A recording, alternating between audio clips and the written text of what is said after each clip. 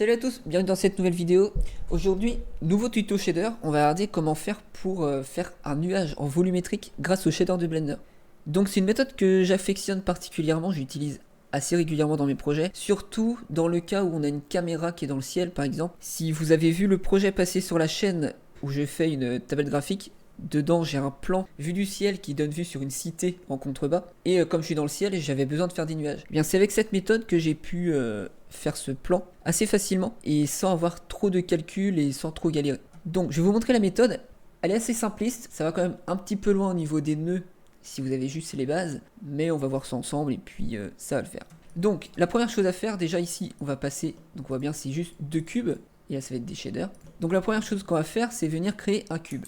Hop, mesh, tac, cube. Je vais le scale assez grand pour mettre à peu près la même taille. Et on va rester comme ça. Ici pour l'instant je vais pas le toucher parce que je trouve que j'ai pas besoin. Vous voyez que là je suis resté à 56 sur 56 avec son échelle de base. On est plutôt bon et ça permet ici de pouvoir le scale un peu comme je veux.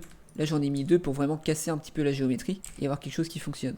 Hop, et après on peut le déplacer un peu où on veut. Alors pour commencer déjà, on va venir ici, on va désactiver ça et ça. Et on va passer en mode shader. Donc on va passer ici bien dans shader editor. On va créer un nouveau shader qu'on va appeler cloud par exemple. Et là, la première chose qu'on voit, c'est qu'on va retrouver, comme d'habitude, ici notre material output et notre principal BSDF. Première chose à regarder, dans le material output, déjà, on voit qu'on a 4 sorties. On a une première sortie qui est la surface, une qui est le volume, qui va nous intéresser, une qui est le displacement, et la thickness, où on ne va pas en parler. La surface, c'est pour mettre une texture sur la surface d'un objet. Donc là, si je fais surface, ça met une texture uniquement sur la surface, là, de mon cube. Volume, ça va mettre une texture dans le volume. Là, je le rentre dedans, ça marche pas parce que ce principal BSDF n'est pas fait pour entrer dans le volume. Et ensuite, le displacement, comme on l'a vu plusieurs fois déjà, c'est pour venir déplacer les vertex en fonction d'une texture. Ce principal BSDF, comme je viens de le dire, on va pas l'utiliser. On va utiliser un autre qui va s'appeler le principal volume. Et ce principal volume, on va pouvoir ici le rentrer dans notre volume. Et là, comme vous voyez, ça vient remplir le volume de notre objet et non plus la surface. Dans ce principal volume, on va pouvoir retrouver différents éléments. On va pouvoir gérer la couleur. Nous, on va le laisser pour l'instant en gris. On va pouvoir gérer un attribut. Si on veut mettre différents attributs, on n'a pas encore vu ça, mais on verra ça plus tard. On va pouvoir gérer sa densité. Hop, entre 0 et 1. Si je mets 0,01 par exemple, on va avoir quelque chose de beaucoup moins dense. On va pouvoir gérer son anisotropie. Anisotropie, c'est quoi déjà? Ça va être, je ne sais même plus, je crois que c'est la façon dont il va réagir avec la lumière. On va pouvoir gérer, on va laisser à 0. On va pouvoir gérer l'émission. L'émission, je vous conseille pas de l'utiliser parce que il fonctionne pas super bien. Vous voyez que si je mets, hop, on verra ça plus tard les nœuds, on va aller ici pour pas trop spoil. Si je mets de l'émission va venir sur l'entièreté du cube et pas uniquement sur mon volume. Comme vous voyez ici, mon volume c'est uniquement mon nuage. Moi j'aimerais que ce soit uniquement mes nuages qui créent la lumière. Et bien malheureusement, ça ne marche pas. C'est vraiment tout le volume qui va créer la lumière. Donc un peu dommage. Donc l'émission, on va pas l'utiliser. On va laisser à 0. Émission couleur, c'est pour la couleur de l'émission. Blackbody intensité, c'est pour... Alors Blackbody intensité, c'est l'intensité de la chaleur de mémoire. Il y a un nœud qui s'appelle le Blackbody, qui est en température, et ça permet par exemple d'avoir une teinte qui correspond à la chaleur de notre ampoule par exemple. Si vous avez une ampoule de 700K, hop, bah vous mettez 700K et puis ça vous met la même teinte que votre ampoule. Si vous avez une ampoule qui est plus dans les tons beaucoup plus basses, genre 7000, vous mettez 7000 et puis vous aurez une teinte un peu plus bleutée. Donc voilà, ça c'est un peu comment on peut l'utiliser. On va pas revenir dessus, mais il y a ce petit truc là. Ensuite en dessous il y a la température, donc qui va être l'équivalent ici de la teinte. Ça va donner une teinte en même temps. Et en dessous on peut mettre une catégorie de température. Nous on va pas toucher. Ce qu'on va toucher nous, ça va être la densité et la couleur. Le reste, on s'en fout un petit peu. La première chose qu'on va faire déjà, c'est que là, on voit qu'on a un cube. Moi, j'aimerais pas avoir un cube, j'aimerais avoir quelque chose qui vienne vraiment au centre de mon objet et ne pas avoir ces bords comme ça, telle une arête très sharp. Bien pour ça, on va utiliser un nœud qui va s'appeler le gradient texture. Ce gradient texture, si je viens le rentrer ici dans ma densité, qu'est-ce qu'il va nous donner? Il va nous donner quelque chose qui ressemble à ça. Hop, d'ailleurs, c'est marrant ça. Oh, très stylé. J'ai jamais fait gaffe, c'est très stylé. Ce gradient de texture, comme je l'explique, ça permet de faire un gradient. Si je mets un color ramp ensuite, et que je bouge ici ce color ramp, on voit que ça va suivre ici le gradient. Si on regarde ici sur la surface, qu'est-ce que ça fait? Non, du coup pas lui. On voit que ça va créer un gradient et donc un dégradé. ici j'ai différents types de gradients. On va voir les quadratiques, on va voir easing en diagonale. Nous, ce qui va nous intéresser, ça va être le sphérique. Le sphérique, vous voyez qu'ici, il va créer une nuance de noir et de blanc en forme de sphère. Pour l'instant, la sphère, elle est dans le coin en bas à gauche, en bas à droite, enfin ici. Ici, je vais venir faire un CTRL-T pour rajouter un mapping à un texture coordinate, et je vais lui dire de prendre les coordonnées de l'objet. En prenant les coordonnées de l'objet, là vous voyez qu'il est passé tout noir. Pourquoi? Parce que la sphère est passée sur le point origine de l'objet. Si ici je mets, hop, on va le mettre là, cursor to selected, géométrie to cursor, vous voyez que mon point d'origine de mon objet est passé ici, et du coup, ici, ma sphère de gradient de texture est passée sur mon origine, donc elle est repassée là. On va remettre en origine to géométrie, donc on est au centre. Là on voit rien, pourquoi? Parce que on est tout noir, et la sphère blanche est à l'intérieur, donc on ne peut pas la voir. Pour la voir, on va la mettre ici dans la densité, et on va retirer le surface, et là on va voir la partie qui était blanche à l'intérieur de la partie qui est noire. Donc je rappelle, tout ce qui est autour, c'est notre partie qui est noire. Centre au milieu, c'est la partie qui est blanche. Avec le colorant ici, je vais pouvoir gérer ici la taille de ma sphère. Nous on va la mettre à peu près de cette taille là. On va la mettre à 0,2. Là nous avons notre première sphère. Maintenant j'aimerais bien ajouter du noise, pour faire comme dans l'autre là-bas, ajouter du noise à l'intérieur pour avoir des fois du nuage, des fois non. Et bien on va juste mettre un nœud de noise, et celui-là, on va le mettre, hop là, avec un nœud de mix color, et on va mettre les deux ici. Maintenant on a quelque chose qui est un peu bizarre, si on vient ici bouger, on voit que sur les bords, des fois on est dense, des fois non. Pourquoi? Parce que là on est vraiment en nuance de gris, donc on va vraiment de 0 à 1 en passant par toutes les valeurs sur toute la surface. On va mettre un autre colorant, et ici on va pouvoir venir contraster notre noise. Pour rajouter du noir, et en rajoutant du noir, du coup ça va rajouter des espaces vides. Parce que je rappelle, le noir c'est l'endroit où on n'aura pas de nuages. Si je le mets maintenant là-dedans, on va voir quelque chose qui ressemble à ça. Donc on va voir la sphère au milieu, qu'on voit bien, et autour les nuages. Là pourquoi ça fait ça? Parce que ici on a noir, blanc, sauf qu'ici dans ma sphère on est tout le temps tout blanc. Moi j'aimerais bien avoir du noir dans ma sphère. J'aimerais bien que le noir ici de mon noise, il vienne à l'intérieur de ma sphère. Pour ça on va ici venir sélectionner le multiply. Le multiply, ce qu'il va faire, c'est qu'il va garder le noir là où il y a du noir, et du coup tout ce qui est blanc il va le supprimer. Si je me mets à 1, hop, on va devenir comme ça. Pourquoi? Tout le contour noir qu'il y avait ici, il l'a gardé noir.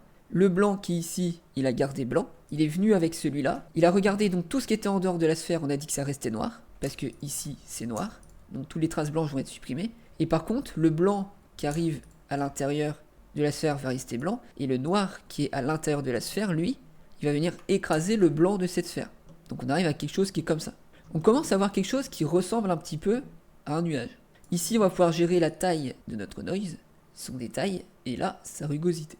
Ici, on peut gérer la densité de notre nuage. Et ce qu'on peut faire aussi, c'est rajouter un nœud de math ici, qu'on va passer en multiply. Parce que si je mets en addition, il va additionner toutes les petites cases de notre cube. Donc si je mets 1, il va mettre 1 partout. Nous, on veut mettre en multiplication pour qu'il ne multiplie partout, sauf là où c'est 0. Là où c'est 0, c'est noir. Là où c'est noir, il fait rien. Là où c'est blanc, il va multiplier. Et du coup, là, on peut gérer la densité pour mettre plus dense ou moins dense. On va mettre comme ça pour bien voir ce qu'on fait.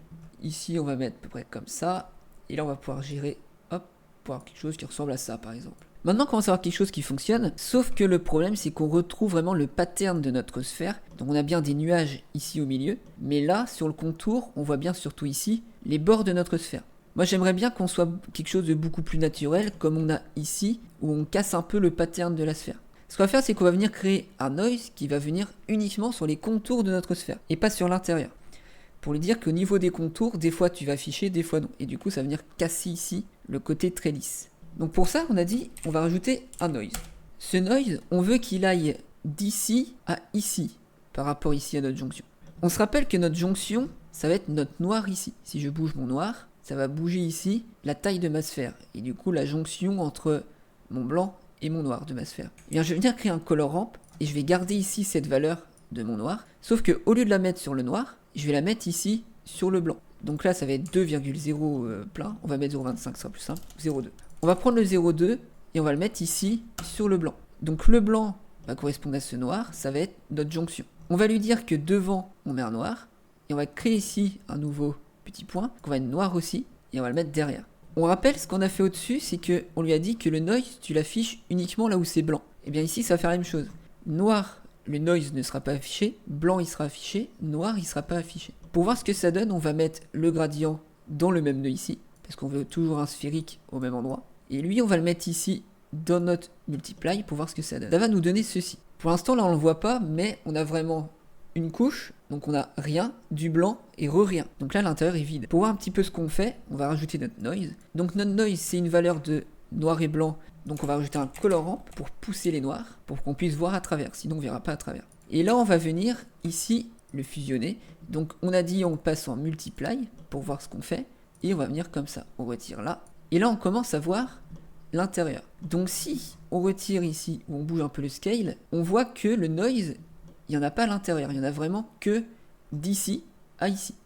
Si je bouge cette valeur, on va venir creuser un peu plus vers l'intérieur. Si je bouge cette valeur, on va venir creuser un peu plus vers l'extérieur. Si on le met là, hop, on est comme ça. Alors maintenant, si on regarde ce qu'on a, on va voir trois choses. La première chose, ça va être notre sphère avec notre noise, qui va du coup donner notre système de nuages.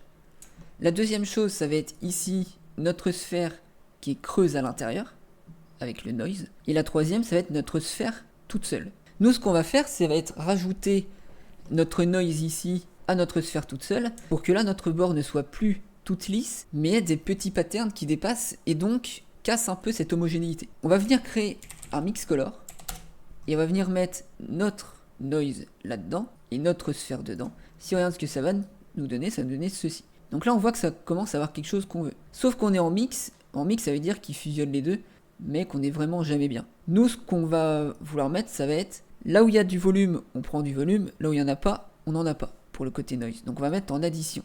Là où on a du volume, donc lui, ça va être toute la sphère, donc il en met, et il va rajouter, là où il y a du volume pour notre sphère creuse, avec le noise, donc uniquement là où il y a du noise. Ça va nous donner ceci. Ici, on va le mettre à 1, et maintenant, on va pouvoir fusionner là, notre nouvelle sphère, qui a des bords un peu moins lisses, avec là, notre nœud de nuage. On va venir mettre la sortie ici, dans le B, et lui, si on le met ici, on va avoir quelque chose qui ressemble à ça. Ici, on voit qu'on commence à avoir quelque chose qui ressemble un peu mieux, ça casse un peu le pattern. On va pouvoir jouer ici avec le scale, pour en rajouter plus ou moins, jouer ici avec les détails, et essayer d'avoir quelque chose qui nous plaît. Tac. On peut venir ici, pour venir un peu plus sur les bords, pour vraiment casser un peu vraiment ce pattern, et là venir comme ça. Attention, si on vient trop bas, on va retrouver le pattern, et pareil, si on vient trop haut, on va retrouver le pattern, comme là. Donc il faut essayer de trouver le juste milieu entre la bonne forme pour correspondre et ne pas être vraiment totalement différent du reste du nuage, et quand même essayer d'avoir quelque chose qui fonctionne pour casser un petit peu la partie sphérique et ultra lisse. On va être comme ça, je pense qu'on est plutôt pas mal. Que là on n'est pas trop... Voilà, je pense qu'on est pas mal là. On commence à avoir quelque chose. Après ici on peut jouer avec le scale aussi, hop. Je pense que là on est pas mal. Je trouve que là ça ressemble plus à un nuage. On peut jouer avec sa densité toujours. Lui on peut jouer ici avec la densité aussi, hop. On va pouvoir le laisser à 1 je pense. Non 1 c'est un peu... 10 c'est pas mal. Donc là on commence à avoir quelque chose qui ressemble. On est plutôt content, c'est cool. Ici on peut jouer donc avec l'intensité. Celui-là n'a pas vraiment d'impact, parce que comme il va à l'intérieur de la sphère, il sert pas à grand chose. Par contre, lui va nous dire à quel point on s'étend à partir de notre sphère. Si on veut par exemple rétrécir notre sphère maintenant, il faut le faire avec celui-là, mais bouger celui-là et les trois en même temps, c'est assez chiant. Donc ce que je peux vous proposer, ça peut être de passer non pas par un color ramp, mais un map range. Le map range, je rappelle que c'est la même chose que le color ramp, sauf qu'on peut rentrer des données dedans. Donc on va pouvoir rentrer une valeur qu'on vient rentrer dans ce map range, et dans ce map range, et jouer avec la taille de la sphère avec un seul nœud. Donc ce qu'on va faire, c'est que lui, on va le rentrer ici, qui correspond à la sortie facteur ici. Ici, on va laisser à 0 et 1, parce que 0 et 1. Notre blanc, il est à 1, donc on va le laisser à 1. Notre noir, par contre, on a dit qu'il était à 0,2. Donc lui, on va le mettre à 0,2. Si on regarde ce que ça donne, lui, on va le mettre ici. On est bon, ça correspond. On voit que ça n'a pas bougé. Maintenant, l'autre, c'est un peu plus complexe, parce que là, on a du blanc. Enfin, on a du noir, du blanc, mais on a un noir derrière. Ce qu'on va faire, c'est qu'on va le faire avec deux map range. On va faire un map range qui vient venir de ce noir à ce blanc, et un map range qui va venir de ce blanc à ce noir. Et on va fusionner les deux, et la fusion des deux va faire le résultat de ce nœud, et on pourra le mettre ici avec le reste. Donc, ce map range là, donc du noir à ce blanc. Le blanc, il est à 0,2, donc on va le mettre ici, le blanc ici, à 0,2. Le from min, qui est le noir, ça va être lui, donc il est à 0,12. Donc minimum c'est noir, maximum c'est blanc. On reprend pareil le facteur ici qu'on met dans notre value. Maintenant il va nous manquer cette partie là. Et bien pour ça on va créer un deuxième map range. Et on va lui dire donc le blanc tu restes à 0,2. Hop. Et par contre, le noir, toi, tu as 2. On va mettre 2,5. Non. 0,25. C'est plus facile pour calculer après. Donc on va mettre 0,25. Donc le noir, c'est le min. On va mettre à 0,25. On vient ici chercher lui. Et maintenant, on va pouvoir fusionner les deux. Donc je réexplique. Ici, on a de 0,12 qui est lui. On a dit 0,12 à 0,2 qui est lui. Donc on a cette plage de range qui est ici. Et ici, on a de 0,2 à 0,25 qui va être celle-là. On va fusionner les deux. Pour fusionner les deux, on va créer un mix et on va mettre en multiply. Parce que ce qu'on veut, c'est que le noir prenne le dessus. Ici, on regarde ce que ça donne. Si on le met ici, on va le mettre là. Donc on a bien ça comme ça. Et si on met lui, on va avoir la même chose. Hop, parce que lui, c'est la petite zone là. Lui, c'est la petite zone là. On va le mettre ici. Et maintenant, l'avantage qu'on va avoir en utilisant un MapRange, c'est qu'on va pouvoir utiliser des nœuds de valeur. Ce nœud de valeur, donc là on a une valeur de 0,2 qui est la taille de notre sphère. On va pouvoir le mettre ici. Donc le 0,2, on va le brancher à notre 0,2 de notre taille de notre sphère d'origine. Et on va pouvoir le mettre aussi dans notre 0,2 qui est notre référence ici pour l'épaisseur de notre zone. Hop, 0,2, 0,2. Ensuite, pour garder ici l'épaisseur, on va juste faire une addition entre la différence que j'ai entre le 0,2 et mon noir et la différence que j'ai entre mon 0,2 et mon noir. Donc pour ça, on va mettre un mat et on va venir ici ajouter donc notre 0,2 ici. Le premier noir, il est à 0,12, donc il est à, on va faire moins 0,8, moins 0,08. Donc on va soustraire ici notre 0,2 par 0,08, ce qui va nous donner ici en sortie notre 0,12. Donc lui, on va pouvoir le brancher ici. On va faire la même chose pour l'autre. Lui, cette fois, on va pas le mettre en soustraction, mais en addition. Parce que cette fois, on part du 0,2 pour aller à 0,25. Donc on va faire plus 0,05. Donc on prend notre 0,2 ici, on le rentre ici, et là on va avoir notre 0,25 qu'on va rentrer ici. Maintenant, l'avantage qu'on a en faisant ça, c'est qu'en bougeant cette valeur, ici, on va pouvoir bouger la taille de notre sphère, tout en bougeant aussi l'épaisseur ici.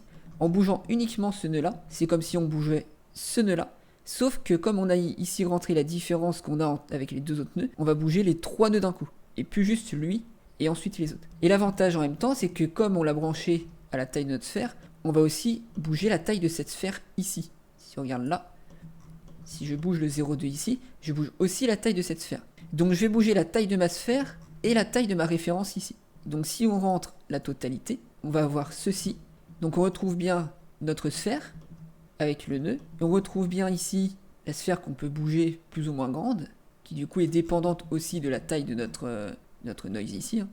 Ensuite là j'ai un nouveau problème qui est que les valeurs ici sont très petites. Donc pour jouer avec c'est assez complexe. Ce qu'on va pouvoir faire, c'est les agrandir, et en les agrandissant, on va pouvoir avoir plus de manœuvres, et on va pouvoir les bouger de manière plus fluide. Pour ça, on va créer un nœud de maths, on va le passer en division, et ce qu'on va faire, c'est qu'on va diviser toutes ces valeurs par 1000. Donc lui, 0,1, on va le mettre à 100 par exemple. On va le mettre ici là-dedans. Donc là, ça fait 100 divisé par 1000, donc on revient à notre 0,1. Donc je vais le rentrer, on va même revenir à notre 0,2 qu'on avait à la base, qu'on avait au tout début, et on va le rentrer ici dans notre max, qui va nous donner ceci. Lui, je vais le rentrer aussi ici. Et là, on a bien 0,2 sur les deux. On va faire la même chose sur l'autre. Donc là, on va plus retirer 0,08. On va retirer 80. Et lui, on va le mettre ici aussi. Et lui, on va plus retirer ça, mais on va ajouter 50. Et on va le mettre ici. Et là, on a des valeurs qui sont un peu plus grandes, qui seront un peu plus faciles à gérer. Si je bouge lui, ça va bouger la sphère, mais de manière beaucoup plus souple, beaucoup plus fluide. De la même manière, si je viens bouger, donc pas avec lui, parce que lui, je rappelle, c'est le noir, donc il va gérer sur l'intérieur, donc on ne le verra pas visuellement. Mais lui, par contre, si je le pousse, on va pouvoir venir étendre l'extérieur de mon nuage. Donc attention, parce qu'au moment, ça va venir taper sur le carré, quand on va dépasser notre valeur ici. Ici, on va venir ici dans World pour créer, par exemple, un Sky Texture, pour voir un petit peu ce qu'on fait. Et ici, on va venir cocher, et là, on va voir notre Sky Texture, et notre nuage. On peut le sélectionner et le déplacer pour le mettre où on veut. On peut venir ici, changer son scale si on voit qu'on veut un autre style de nuage ou s'il ne correspond pas trop à ce qu'on a. Là, je trouve que lui, il est plutôt pas mal. On va le mettre comme ça. On peut jouer avec sa taille. On peut jouer avec le scale donc du contour. Si on voit que niveau scale, c'est un peu bizarre ou ça correspond pas trop. Et puis voilà. Si on voit que c'est un petit peu bizarre et que parfois on retrouve quand même une partie sphérique, là j'ai l'impression qu'il n'y a plus trop de parties sphériques. Donc j'ai l'impression qu'on est plutôt good. On va baisser un petit peu la puissance du world pour voir un peu mieux. On va venir comme ça. Là, je trouve on est un peu pas assez dense. Donc lui, on va pouvoir le mettre plus comme ça. Et c'est vrai qu'on voit pas trop la partie sphérique donc ça nous arrange. Mais dans le cas où vous le verriez, par exemple ici, eh bien, ce qu'on peut faire, c'est juste sélectionner votre nuage, le dupliquer, après vous le tournez un peu dans tous les sens, puis vous le mettez à côté, et là ça casse un peu la partie sphérique, et puis on a un beau nuage. C'est un chouïa moins de détails, je trouve comme ça on est pas mal. Là je trouve qu'on est bien. Vous pouvez même créer quelque chose d'animé, parce que je rappelle les nœuds ici on peut les animer, par exemple si je fais un petit horizontal, timeline, on se met à 0, on fait I ici sur la valeur, après je viens à 50, je la rétrécis, et je fais I, bien si j'anime, il va rétrécir. Donc ça peut donner aussi des petits trucs assez stylés. On peut peut-être même faire des explosions, des trucs comme ça, en fonction un petit peu du volume que vous voulez faire. Moi j'utilise essentiellement pour faire des nuages ça. Mais c'est vrai qu'on peut faire autre chose, vous pouvez faire de la brume, vous pouvez faire un peu tout ce que vous voulez, parce que finalement ce qui va dépendre de si la brume, un nuage, une explosion ou autre, ça va être ici le détail de votre nuage. Donc quand vous allez le gérer ici, plus vous mettez grand, plus ce sera nuage, plus vous mettez petit, plus ce sera peut-être poussière ou autre chose. Ici vous pouvez gérer, hop, la densité, et ici, donc c'est lui et lui. On va faire un autre nœud de valeur, comme ça sera plus simple. Avec le 120 qui est ici, vous pouvez gérer ici à quel point on s'étend un petit peu du nuage. Et avec lui, on va gérer plutôt la taille de notre sphère.